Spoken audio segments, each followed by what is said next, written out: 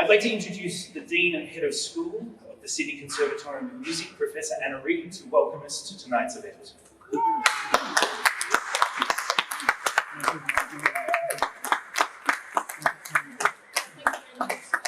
It's such a treat to see everybody here. I know we are COVID depleted, but I guess that's going to be the way of the world for some time soon. I'd like to let you know where you are today. We're on Gadigal country. This is where Gadigal first met Europeans. So this is a really, really significant site. We have this extraordinary frieze at the top there, which is one of the first pen and ink drawings that was made by one of the first fleeters, a little bit about 10 years into the colony. And on there, if you look at it very, very carefully, you can see a corroboree happening. The corroboree is a small ring of people on this scene, and it happens just down there in the Botanical Gardens.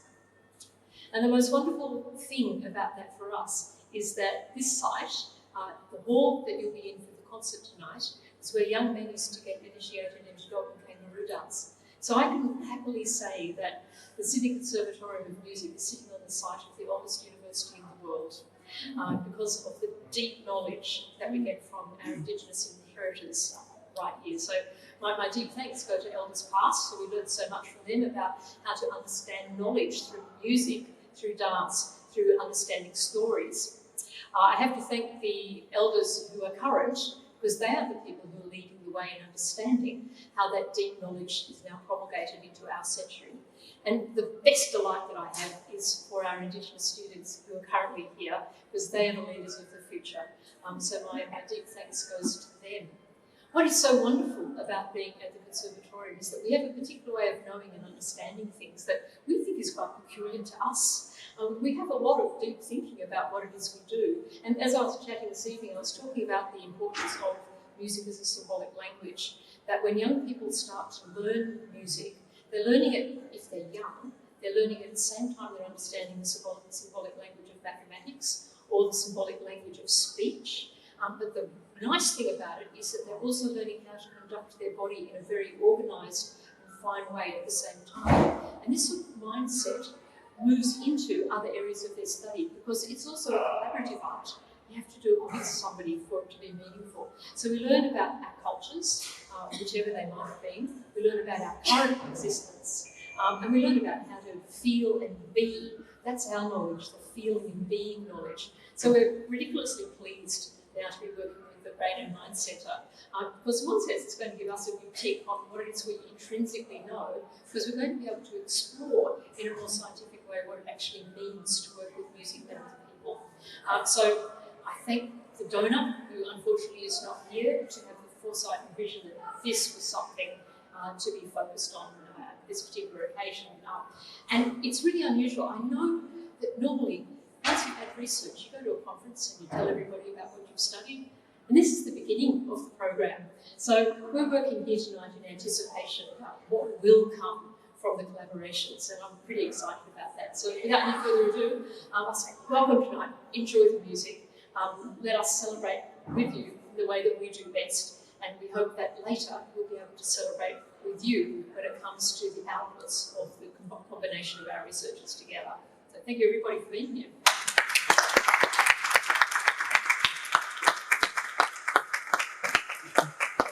Anna, I'd now like to introduce and welcome to speak to us Professor Matthew Kiernan, the Bushell Chair of Neurology and Director, Discovery and Translation of the Brain from the Mind Centre.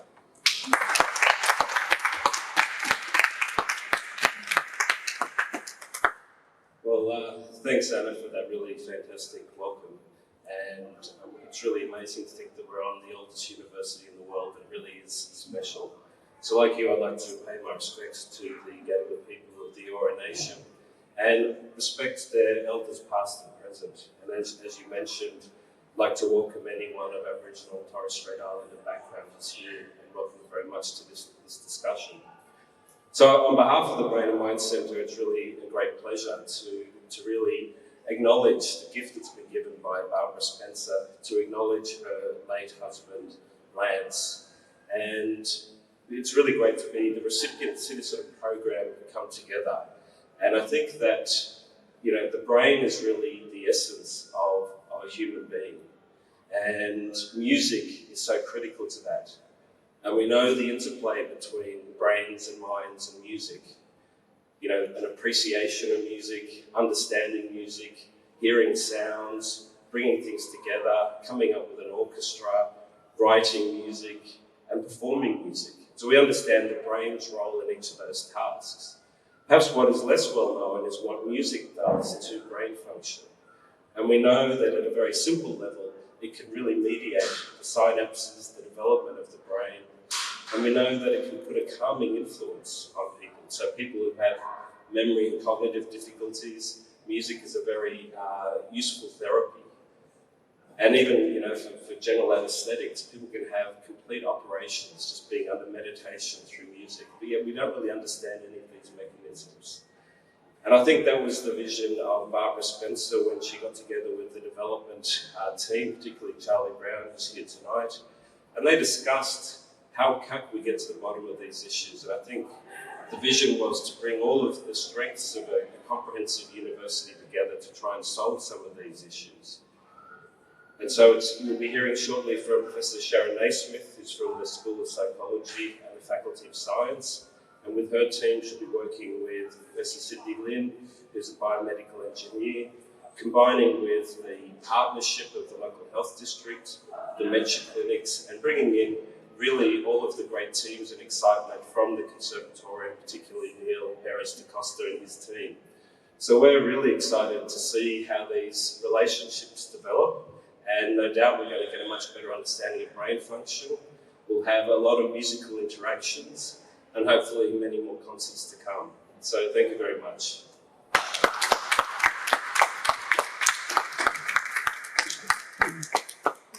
Thank you very much. I'd now like to introduce Professor Sharon Naismith, the Leonard P. Ullman Chair in Psychology. Thanks so much. And I'd also like to acknowledge the traditional owners of the land. We're very humbled to be here tonight, and I'm certainly very honoured to be in this place to celebrate this achievement. Look, I thought I would tell you briefly, just to start with, a little bit about dementia. So most of us know someone with dementia, or at least we will at some point in our lives. But it is a neurodegenerative disease. It's characterised by changes in cognition, so memory and thinking functions, also by changes in behaviour, in our mood, in our sleep, that kind of thing, sometimes even psychosis. And eventually we do actually have changes in our functioning, so inability to do the things that we would normally do. And the most common cause of dementia is Alzheimer's and vascular dementia when it occurs in older people, but there's lots of forms of dementia that also occur in younger people as well. So dementia is very common, so currently we have around 500,000 people with dementia, and by 2050 it will be close to 1 million people. So it is a problem that is increasing because the ageing population is increasing. And really what our goal is to try and push dementia back as far as we can, because eventually it's thought, we don't know for sure, but it's thought that many of us would end up having dementia if we lived long enough. But certainly we know by age 85, about 25% of people have dementia. So one person is diagnosed every 3 seconds with dementia. We know that it's the leading cause of death for women, and the second leading cause of death for Australians in general. The really interesting thing about dementia that we're tackling at the Brain and Mind Centre is the fact that the changes that lead to dementia actually start occurring in our brain about 10 to 20 years before someone has a formal diagnosis. So there are lots of things happening in that period of time, but really all of us should be thinking about dementia prevention from midlife, so from our 40s and 50s. And the other interesting thing we know that in Australia, up to 48% of dementia is due to things that are modifiable. So these are things like cardiovascular disease, physical inactivity, depression, sleep disturbance. But the other thing we know that's important is education, and so obviously what we do early in life is important, but we've now come to understand that cognitive activity throughout someone's lifetime is really important as well. And in fact, Laura Moshowski is here tonight, and I, over the last 10 or 15 years at the Brain and Mind Centre, started some programs where we were really interested in, well, how do we actually boost cognition? Because we always thought we couldn't do anything about it. And we've run a number of programs that we've now been able to take out and translate into practice, so that's actually really exciting for us to see it from planting the seed and doing the initial studies at the Brain and Mind Centre to now taking it out to RPA hospitals and Vincent's Hospital, and currently we have plans for broader dissemination of that work throughout Australia. So music is something that we often tell our patients that they should be doing. So there's been this kind of proliferation of interest in, well, what else can we do with our brain? Do we just do puzzles and crosswords and Sudoku? And in fact, a lot of the advice, including that given by Dementia Australia, is go and learn a new language and go and learn a new musical instrument. But well, where we felt that we had advanced so much in the brain training or cognitive training kind of field, when we actually started to dig around, we found that there wasn't enough evidence supporting the use of learning music or learning a new musical instrument later in life. And does it really help? Like, should we really be telling our patients go out and learn a new musical instrument if it doesn't help them? We actually need to build an evidence base around that. And I think it's kind of timely because in the last decade, everyone seems to be interested in neuroplasticity. Norman Doidge's book about the brain that changes itself, was hugely popular, and so we're only really just starting to kind of unravel, the mechanisms of that. The benefits of music, though, have been recognised for a very long time. So Plato and Aristotle talked about the benefits of music, but in the 1900s it began to be thought of as potentially therapeutic. And so actually in World War I, World War II, people were musicians were employed, and it was noted then that music was able to actually aid the recovery of soldiers, etc.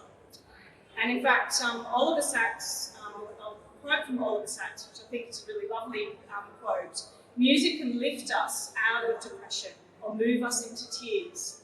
It is a remedy, a tonic, orange juice for the ear.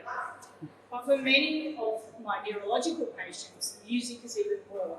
It can provide access, even when no medication can, to movement, to speech, and to life." And I think you alluded to that, Matthew. I'm sure you've seen with your patients all the time, this kind of thing. So what do we know about music and from a scientific perspective? Well, we certainly know from neuroimaging studies that music seems to be able to increase or improve the structure of the brain, but also the functioning of the brain as well. And we know that it seems to be that in musicians, that the connectivity of the brains of the left and the right side of the brain talk to each other much better when you can play a musical instrument, and you've been doing that for some time. We know that from studies of younger people that music seems to be able to enhance that. So when a younger person is learning to play, or children, for example, that there are those benefits. But we don't actually know if we can leverage those benefits into later life. And we don't actually know the mechanisms truly beyond kind of gross things that we see on a structural brain scan of how this actually works. So I think we really need to do some more work to unravel this. And we also don't know, as I said at the beginning, whether music can truly slow cognitive decline in people that come to us and come to our clinics complaining of having cognitive impairment, and where we find evidence of what we call mild cognitive impairment on testing. So this is when awful people like us, neuropsychologists, give all these tests to people, and we actually can ascertain that in relation to someone's age and education, there is significant cognitive decline, and it's not yet interfering with someone's functioning enough to be classified as dementia, but that person is at very high risk of developing dementia within 5 years. So about 45% of people will progress to dementia in that period. And it's great to see Katrina Ireland here, a geriatrician that heads our clinic, because she knows exactly what I'm talking about, what do I do, and what do I do for a person when they're presenting with this. We find that it's a really important stage because people are highly motivated to do something to boost their brain, and we believe that music potentially boosts neuroplasticity, boosts our resilience, and even potentially slow cognitive functioning. But we don't yet have the evidence, and that's what we have the opportunity to do here. So we're really grateful for the generosity of Barbara Spencer for basically enabling us to form this great collaboration between researchers at the Conservatorium. I was saying to Anna before that we've had some discussions many years back with musicians here, very keen to do something, but sometimes this kind of multidisciplinary research falls out of the kind of traditional funding schemes that we would typically apply for. So it's only with something like this and like the philanthropic gift that was given by Barbara that we can really take this really unparalleled opportunity to unite our teams and do something that's kind of truly unique. The other great thing about this collaboration is that we have Rebecca Ahmed, who's not here tonight, is a neurologist at RPA Hospital. We're already working with her to implement some of our other brain training programs into clinical practice. And a key part of this program is that we don't just want to generate evidence and write it in a publication and leave it, but we actually really want to take it out into the real world setting. And the Brain and Mind Centre have really been fantastic at really encouraging us to think like that, to think about what is the real world impact of our work. Let's move out of our disciplines. Let's do stuff that we feel comfortable in doing in our discipline, but let's actually make sure we have a real impact on society. So thank you, Matthew, for always going on about that to us. It's really important. So I'm really delighted to be able to launch the Neuromusic Collaborative today. I'd like to acknowledge and thank the entire project team. Lauren, again, I have to start with you. Throughout all these years, you've been so passionate about this work. You're really pivotal in forming the ideas that led to the proposal and the initial discussions. Writing components of the proposal was really important, so thank you so much. Neil Perez da Costa, you're a legend. It's really been wonderful that your team has, embraced this project so well. We know that it's, coming from different disciplines. We speak different languages. There are lots of kind of things that we need to do to break down the barriers and understand how to communicate. And that's a really important thing about multidisciplinary research too, to realise that we kind of have to come together in that way. Joseph Toltz, I don't believe he's here tonight, but he's been fundamental right from being on our interview panels, being involved in our focus groups to date, has fabulous ideas and really is terrific. Helen Mitchell, there you are. You have been an absolute superstar today. We're really looking forward to working with you. You have great ideas. You challenge our thinking about these things, and that's terrific. Cindy Lynn, also so great to have you on board. I know you're so passionate about this field. And really looking forward to your ideas around the imaging and all of those other kind of components, brain functioning as well. We know your knowledge is amazing. Li Fei Lo, you are just a legend. Legend of co-design, of how to involve people with lived experience in our research, of thinking through everything really practical and really giving us the ideas that will ensure that we do have a project that actually can be translated into practice. As opposed to one that we might otherwise dream of that no one might want to do in practice. So you're really been fundamental for always keeping us on the straight and narrow in that regard. Peter Mills, who did her PhD in music, it's great to have you aboard the team and for pulling us together and really being the glue between us as well. And Harrison from the BNC, you've been fantastic, as well as Simon from the Conservatorium as well. So I don't think I've listed with anybody, have I? Apologies if I have, but I think I have everybody. I can see my head of school, Franz Verstraeten, here. Franz, I cannot thank you enough over the last several years, yourself and also Duncan Iverson.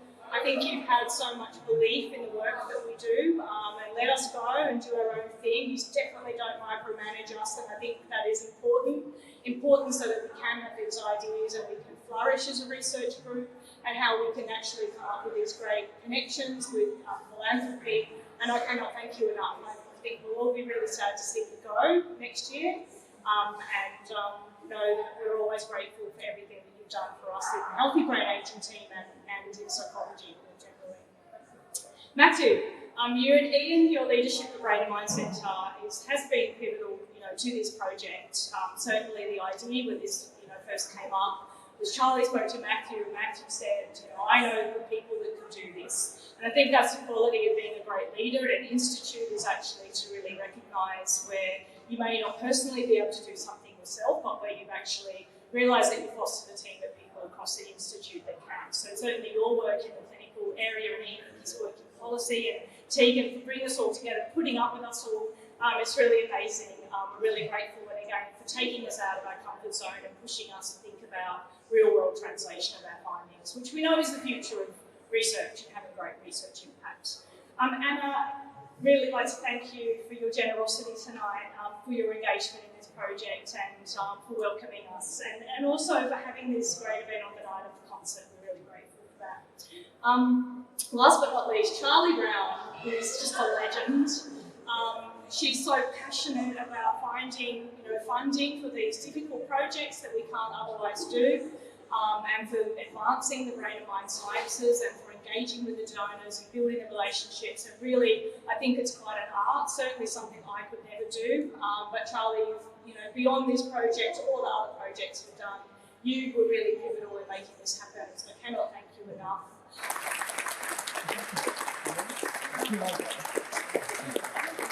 Thank you, Sharon. Our final speaker this evening comes from the Conservatorium of Music, a world-leading keyboardist, musician, and happens to be our Associate Dean of Research. Would you please welcome Professor Neil Perez da Costa.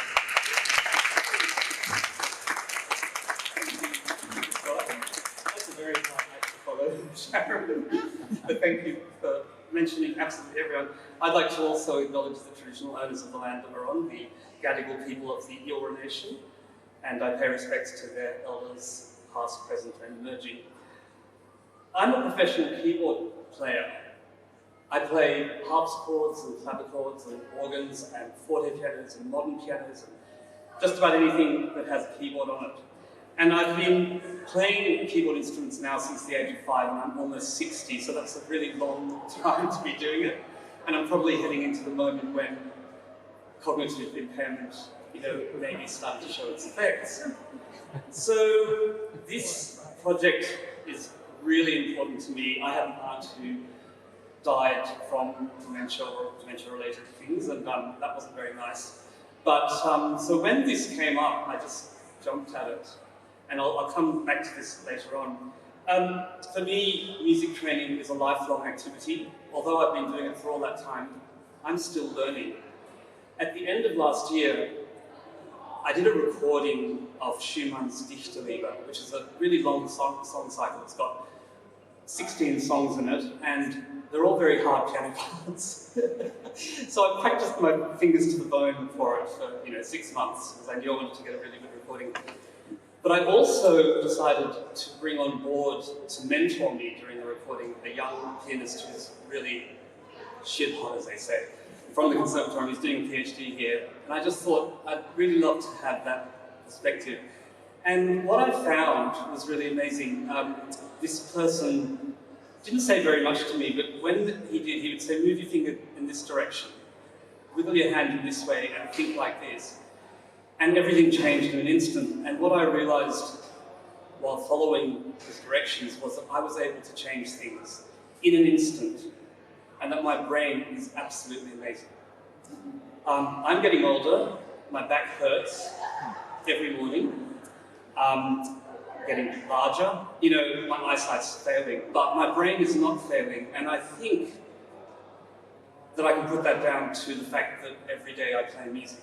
And the music training and music making make us lose our senses in such complex patterns. Our motor skills, when we try to take time, when we try to play loudly or softly, and when we want to show our emotions through music, such fine skills are being used. And we can change that in an instant. And for me, the best music making that I can make is when I'm feeling free in the moment to express what I want to and not kind of doing it to a formula. And my brain does allow me to do that when I'm feeling free. So it's fantastic to have musical training, and it goes on forever. This project is so important to us at SCM. When I took on this role 3 years ago, the buzzword that the university was using was multidisciplinary. And I thought, oh my gosh, how are we going to do that here? Because we have amazing people in this building, but they've all been used to doing music mostly, for their whole lives, and teaching students how to become professionals. And research in music tends to be creative research, where people play their instruments or sing to very high levels, and they think about how music might sound. But to combine with other areas to solve problems is not something that we're used to doing in music, and we've been developing that. Now we have this great relationship with the Brain and Mind Centre. We've also got relationships with Sydney Nano and also SEI, and we're looking, to diversify as much as we can. And I see that as my role here. So when we were approached through Joseph to do this, I just thought, wow, this is like a gift from God to be able to do this. So we really want to engage with multidisciplinary here. In a few minutes, we're going to be hearing the SCM Orchestra play. And I just wanted to point out that this is one of the things that SCM is good at. It's what we can offer to this project. You'll see lots of young people who are at different stages in their training, and they're going to collaborate. They're going to play together, bring their individual talents to things, but also work in a group. And all of this also happens while they socialise and they grow up and all those sorts of things. And SCM offers that type of thing to this project, where the people who are involved in the intervention can come here, they can have their training, whatever they're going to be doing, whether it's instrumental or singing. They can take part in listening to concerts and seeing how things happen. They can sing in choirs. They can get a really rounded sort of experience of music making and music training. And I'm really proud that we can do that in this building. I have nothing more to say now, but I do want to thank Barbara Spencer wholeheartedly for this wonderful gift. The Brain and Mind Centre, I'm not going to mention everyone's name because Sharon did such an amazing job of that. But thank you to all of you. We've been meeting on Zoom every month for quite a while now, and we have robust conversations, and everyone is just really wonderful to work with, so thank you so much. I'd like to thank the DVCR, Duncan, for the HDR scholarship that he brought to this. It was outside of the funding, so that was really great. To Anna Reid, thank you so much for the ongoing support for music making and research in this building, and for hosting this event tonight. It's very generous. To the SCM team, Helen Mitchell, Joseph Toltz. I'd like to also point out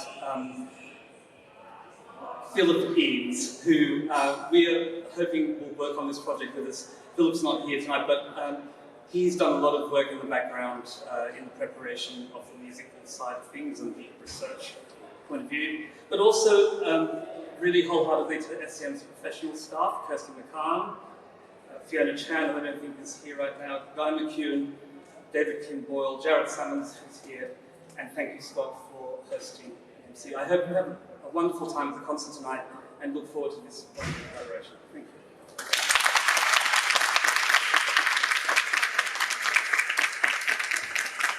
Thank you very much, ladies and gentlemen. That concludes the formal part of this launch, so feel free to eat, drink, be merry, make your way up to the concert. I'd like to thank and apologise to our speakers for battling with 90 very excited musicians up there before the concert, so thank you for dealing with the live music school that we are. Anna often speaks about the SCM family, and it's wonderful to join and welcome you to our SCM family. Enjoy tonight's concert. And it's very, very nice to see you all. Thank you very much. Eat, drink, be merry.